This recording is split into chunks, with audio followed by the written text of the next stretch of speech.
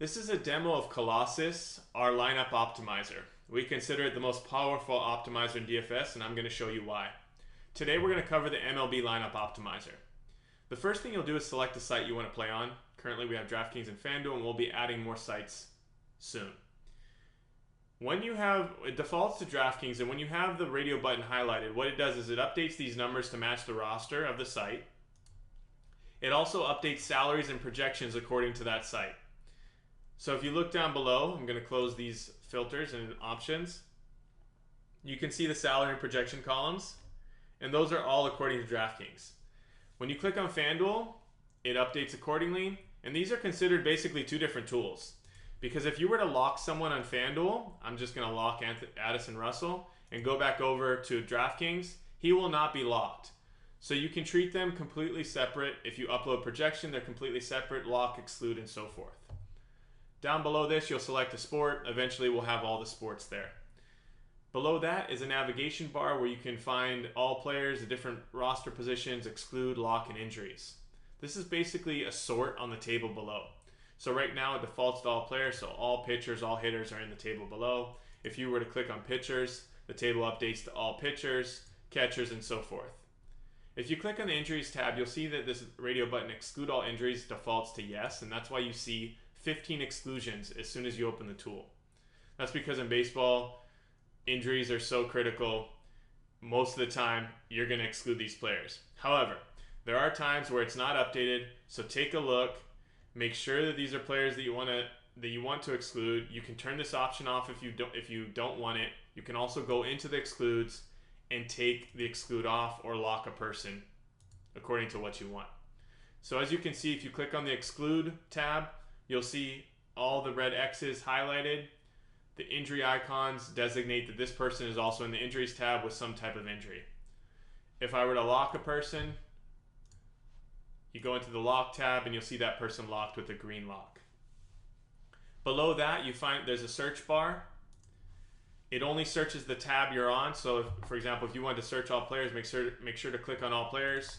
It searches any text you type in here. So if I were to type in TEX, not only will it display a player like Teixeira, it will also display players that have the letters TEX as their team or opponent. And so it's an easy way to search for players of a particular team if you want to lock those players.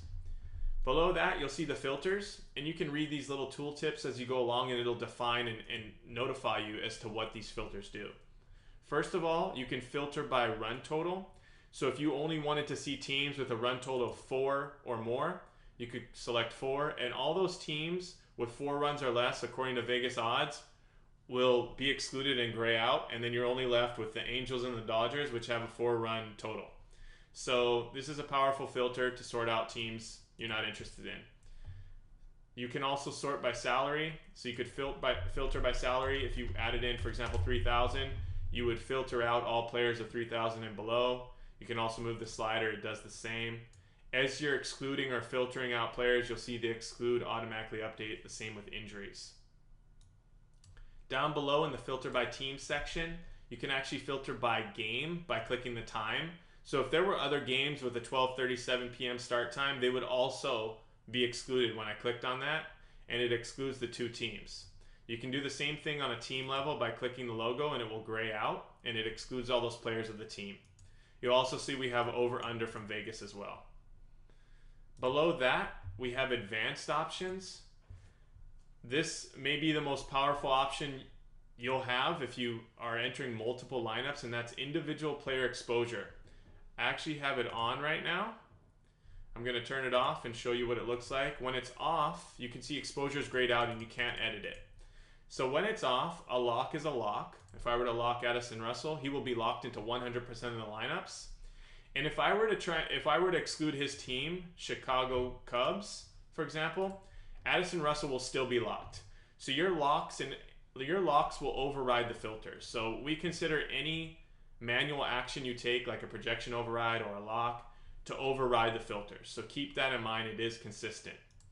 But what that means when you lock with exposure off is that player will be locked into all the lineups. So if you were to select 100 lineups that you generate, Addison Russell would be in 100 of those lineups. Now, I'm going to switch that back to 10, and if I were to turn on individual player exposure, when a player is already locked, it sends that exposure to 0 and allows you to edit the exposure. So let's say that I wanted Addison Russell in 50% of these 10 lineups I'm going to generate. I type in 50 and click enter. That means that Addison Russell will definitely be in 5 of these 10 lineups I generate. It locks the optimizer into including him and tries to build an optimal lineup around him. If I don't have the lock on, exposure will go to 100% and I update that to 50%, click enter. What this is telling the optimizer is that it can include Addison Russell in 50% of lineups or less, but it's giving the optimizer the option. If the optimizer doesn't see that Addison Russell it needs to be part of an optimal lineup due to his projection, it won't include him at all. So this is your way of giving the optimizer the ability to do what it does best and use math to find you the most optimal lineup. But you can always override it with a lock and lock exposure. There are some various rules with rosters that you're going to have to abide by. For example, if you have individual player exposure on and you put in, I'm going to click on the outfielder tab, and you lock 3, let's say you lock 4 outfielders and you try and add them all at 100%. That's more than the roster allows, right? The roster only allows 300% total, and so the optimizer will throw some errors back at you. We do have some leniency built into the optimizer, but we cover some of the most common scenarios with some error messages, and it'll tell you what to do to adjust. In this case, you're either going to have to unlock that 4th outfielder or adjust this to something like 50 and then add this player in at 50% or lower to satisfy that roster requirement. Take note, when you turn on and off exposure, you're going to get some messages. In this case, I can't turn off individual player exposure because I have 4 outfielders locked. Once I turn it off, those become hard locks, and the optimizer can't run with 4 players in outfield or locked. So it'll throw you this message and let you know that you have to unlock one of those. I'm going to do that and carry on. So I'm going to get into this in the stacking demo, but essentially what this is, when you turn on stacking, first of all, it'll throw you a message and let you know that it'll clear all your locks because it's going to bring in saved stacks that you've created over on the stack generator. And then you can add exposure to those stacks. So if I had a saved stack in here, it would be in this drop down, it would lock those players in, and I could adjust the exposure of that stack in this tool. This next exclude opposing pitchers facing hitters applies when you turn stacking on because more than likely you're not going to want your pitchers facing your stack in your lineups. I'm going to turn that off for now. You can also upload your own projections. So if you click on this button, it'll take you to the upload page where you can upload per site your own projections, and there will also be a demo on this page to walk you through that.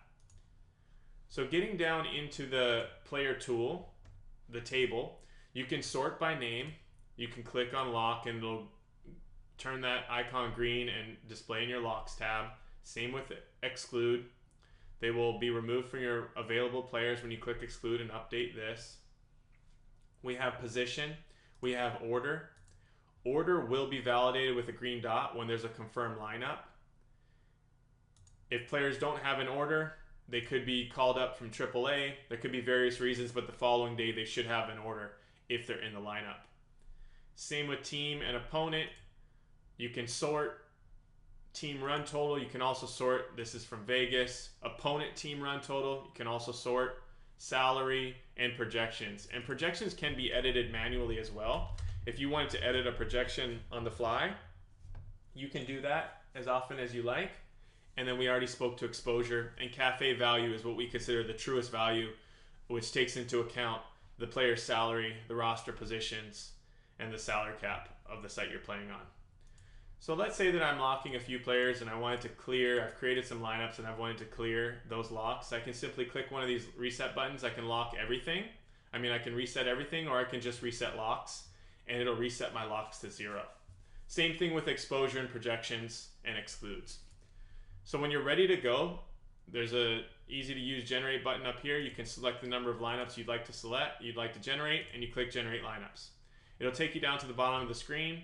You can see there are also the same options at the bottom of the table if you're scrolling through the table.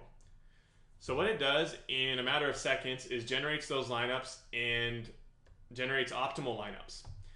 You'll see this group tab. As you generate more lineups, it will create additional tabs. So let's say I wanted to create 25 more lineups. I would click 25 and it would create a new group for me. So you can generate hundreds of lineups and just save them. You can name them. So if I wanted to name this, I could name this Sam 1. I could name this Noah 2. Whatever you wanted, you could name these tabs, and you can keep lineups in there that you like, or you can come back to them or what have you. You can also name the actual lineup. So if you really like this, you can say this is your favorite, this is your GPP1 lineup, and you click enter, and that lineup is saved. So that if that name is saved, so that if you wanted to save that lineup, you could click save lineup, and that lineup would be saved in your save column, and you could go there and easily reference those lineups when you're adding lineups into the sites. So just to walk you through this is the total amount of points that this lineup has projected based on the projected score, how much of the salary it's used, and how much of the salary is remaining. You have the name with an icon of the team, position, opponent, salary, projection, exposure, and cafe value. Down here you have some totals, and I've already showed you the options. We'll be adding additional options here like downloading your lineups and sharing it on Twitter and so forth. So I've already showed you the Save Lineups tab. You can go through and save as many lineups as you want, and they will be saved here. The Players Use tab is also really helpful.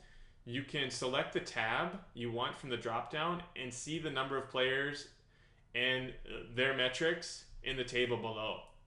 So, for example, in Noah 2, of all the 25 lineups I generated in this tab, you can see the exposure percentage this player is in your lineups. You can see the exposure number and the other metrics that you've seen before. So these are the reasons we feel that Colossus is the most powerful tool in DFS. Go out there and win some money.